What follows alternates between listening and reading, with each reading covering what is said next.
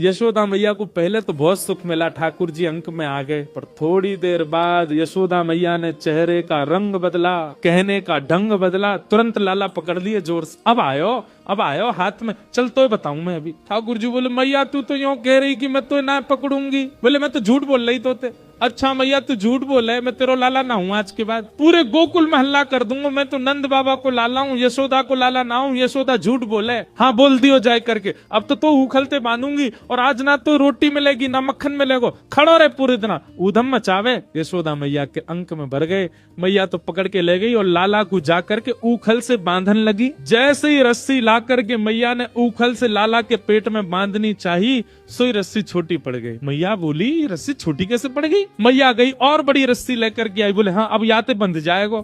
मैया ने जैसी उखल में लेकर के और जैसे ही ठाकुर जी को ये छोटी पड़ गई। क्यों? तो कहते हैं दाम का मतलब होता है रस्सी और उदर का मतलब होता है पेट। ठाकुर जी सारी रस्सी को अपने पेट में भरते जा रहे हैं, इसीलिए उनका नाम पड़ गया दामोदर। यशोदा मैया ने सबरी गौशाला की रस्सी इकट्ठी करके एक ते एक बांध दी। अब तो बंधेगो, लेकिन अब की भी जब बांधा तो रस्सी फिर छोटी पड़ गई। यशोदा मैया एक क्षण आश्चर्यचकित होकर के ठाकुर जी की ओर देखने लगी। इतनी बड़ी रस्सी लेके आई, ये छोटी कैसे पड़ गई? और यशोदा मैया के चित्त में अचानक भाव उत्पन्न होने लगा। गर्गाचार्य जी कह के गए थे नारायण समो गुण, पर कहीं नारायण ही तो नहीं है, क्योंकि परमात्मा ही किसी बंधन में नहीं आ सकता। सामने खड़े भगवान ने जैसे ही देखा कि मैया मुंह को भगवान मान रही है, सोई ठाकुर जी ने कही मैया और कितनी जोर से बांधेगी, देख मैं तो बंध गो। तभी मैया देखती है कि वो रस्सी पूरी बंध गई और गांठ लग गई ठाकुर जी को, बंध गए ठाकुर जी। फॉलो करके कमेंट करो राधे राधे, आपके रुके हुए काम हो जाएंगे।